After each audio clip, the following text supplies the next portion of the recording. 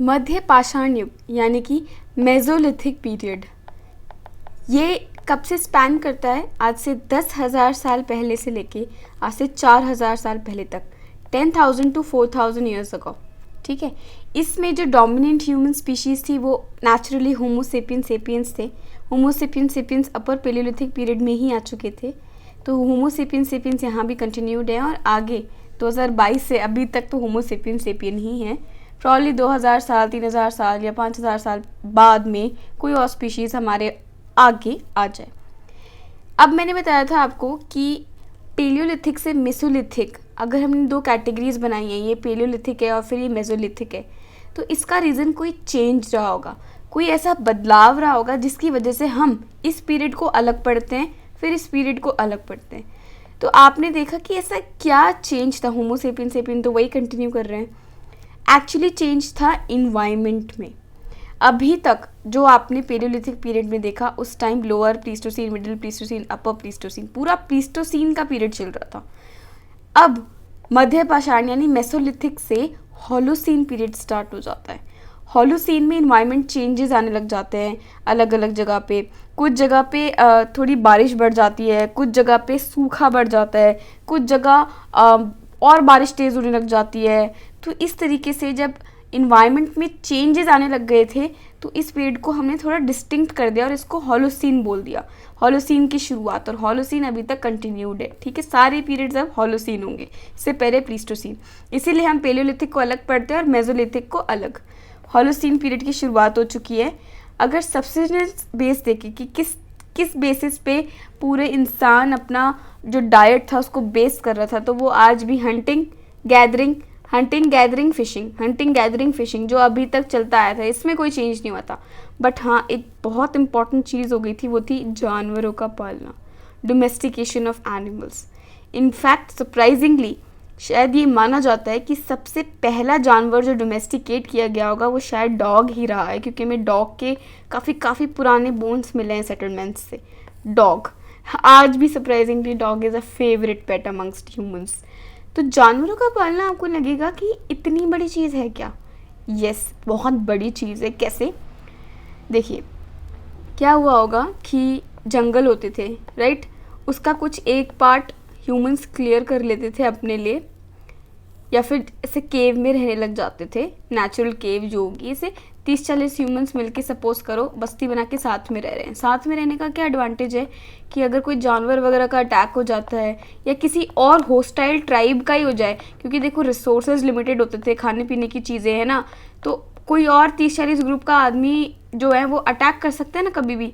तो 30-40 के ग्रुप में रहने के फ़ायदे रहते थे, सेफ्टी रहती थी और साथ में रिसोर्सेज बेटर तरीके से यूटिलाइज हो जाते थे, तो काफ़ी फ़ायदा है। जैसे आज हम परिवार में रहते हैं तो उसके भी अपने अपने फ़ायदे हैं ना, वैसे ही।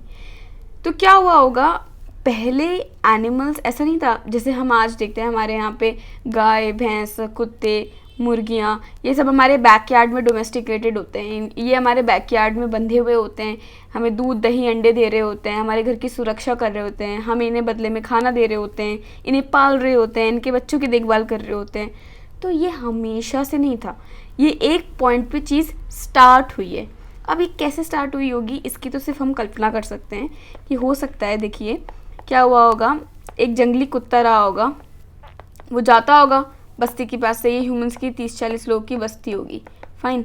ये यहाँ से रोज़ जाता होगा, ये देखता होगा अरे यार इनके पास तो बढ़िया बढ़िया खाने की चीज़ें हैं, इनके पास मतलब ये मीट वीट खाते होंगे या हड्डी वड्डी फेंक देते होंगे।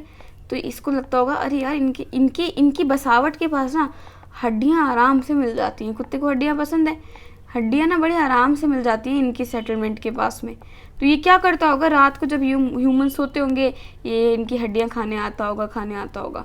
और क्योंकि कुत्ते की ऐसे आदत होती है कि वो थोड़े टाइम में पहचानने लग जाता है कि कौन कौन है यहाँ पे, तो वो 30-40 लोगों को पहचानने लग जाता होगा कि हाँ ये 30-40 लोग हैं, ये इधर रहते हैं।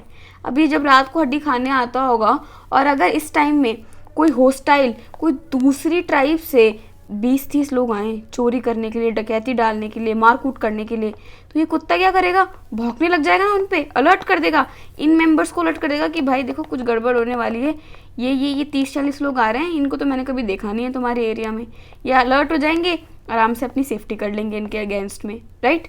तो इनको लगा होगा यार ये कुत्ता बड़ी काम की चीज़ है, इसने हमको अलर्ट कर दिया। और ये कुत्ता सोचता होगा यार ये इंसानों के पास रहना बड़ा फ़ायदेमंद है, मुझे ना बनी बनाई हड्डी मिल जाती है और कुछ नहीं करना होता, बस रात को अपना इधर उधर घूमना है और अगर कोई और आ जाए ना टेरिटरी में वो दबा के नोचना है उसको बस। तो इन्होंने सोचा होगा यार इसको लालच देके अपने पास बांधने की कोशिश करते हैं। धीरे धीरे ये और हड्डियाँ पटकने लगे होंगे अपने सेटलमेंट्स के पास में, यहाँ आजा आजा हड्डी ले ले हड्डी ले ले हड्डी ले ले। ये इधर इधर घूमने लगाओ। एक दिन से गले में पट्टे बांध के खूंटी से बांध दिया कि अब तो यहीं रहेगा बेटा। इसको भी आदत हो गई, हाँ यार अब मैं घर जंगल में घूम के क्या करूँगा, बुढ़ापा आ चुका है, मस्त यहाँ 2 रोटी मिल रही है अपनी, अपन को बस यहाँ रात को ऐसे अपना बस पड़े रहना और कुछ नहीं करना, कोई आ जाए तो बस भौंकना है, ठीक है। तो ये एक ओवर सिंप्लीफाइड स्टोरी है कि कैसे जब जानवरों को अपना फ़ायदा भी दिखा होगा ह्यूमंस के पास में और ह्यूमंस को अपना फ़ायदा दिखा होगा जानवरों में, एक म्यूचुअल रिलेशनशिप के तहत डोमेस्टिकेशन की स्टार्ट हो सकती है। इसी तरीके से goats, buffaloes, cows, milch animals धीरे धीरे सब डोमेस्टिकेट किए गए। और जो डोमेस्टिकेटेड एनिमल्स होते हैं ना, हमें कैसे पता चलता है डोमेस्टिकेटेड है, क्योंकि जो जंगल में जो देखो जंगल में जो कुत्ता मिलेगा ना वो थोड़ा ज़्यादा खूंखार होगा बजाय उन कुत्तों के जो आप डोमेस्टिकेट कर लोगे। तो इससे पता चलता है कि हाँ मतलब ये डोमेस्टिकेटेड है, क्योंकि अगर आपको जंगल में सस्टेन करना है, सर्वाइव करना है, तो आपको खूंखार होना पड़ेगा। आपके उसी तरीके से स्ट्रक्चर होगा बॉडी का पूरा।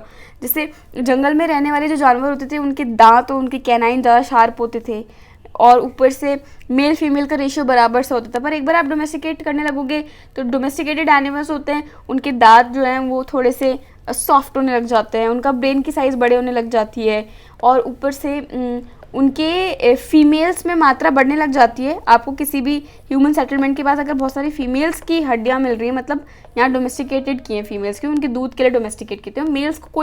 मेल्स को सिर्फ प्रोटेक्शन या उनके मांस के लिए करते थे, उसके अलावा छोड़ देते हैं उनको। तो फीमेल ज़्यादा मिलती हैं हर ब्रीड में।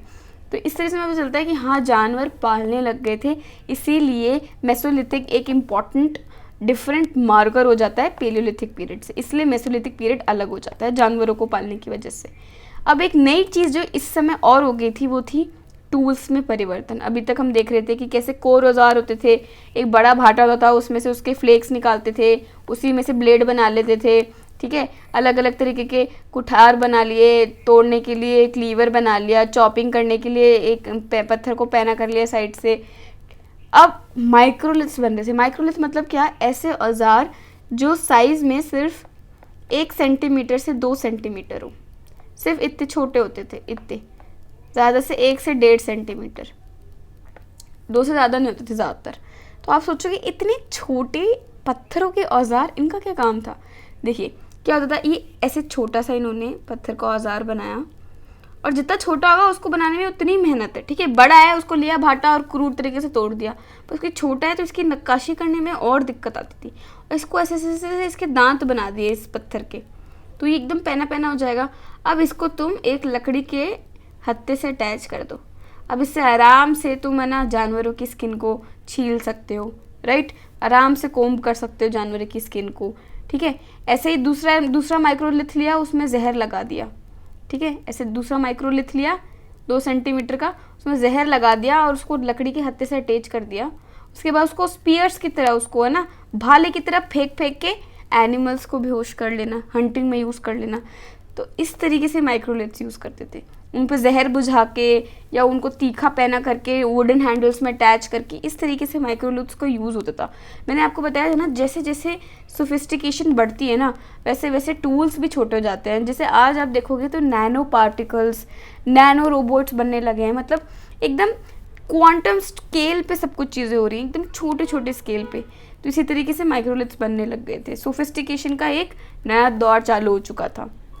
अब पत्थर कौन से यूज़ हो रहे थे टूल्स बनाने में, पहले क्वार्ट्जाइट होते थे, फिर जैस्पर चर्ट होने लगे थे, अब चैल्सिडनी, क्रिस्टल, कार्निलियन, अगेट। मतलब अब इंसान और ज़्यादा सोच रहा था यार मुझे टूल बनाने हैं तो मुझे अब पत्थर चाहिए। मतलब पहले तो जो मिला काम चला लिया लोकल एरिया में, अब दूर दूर जाके किलोमीटर दूर जाके वहाँ से पत्थरों की खानों से खुदाइयाँ करके पत्थर लेके आना, अलग अलग तरीके के पत्थर लेके आना, उनसे अलग अलग तरीके के टूल्स बनाना, ये सब स्टार्ट हो चुका था। जैसे चैल्सिडनी, क्रिस्टल, कार्निलियन, अगेट, ये सब पत्थर यूज़ होने लगे थे, ठीक है। तो ये हो गया आपका मेनली मेसोलिथिक पीरियड क्या था।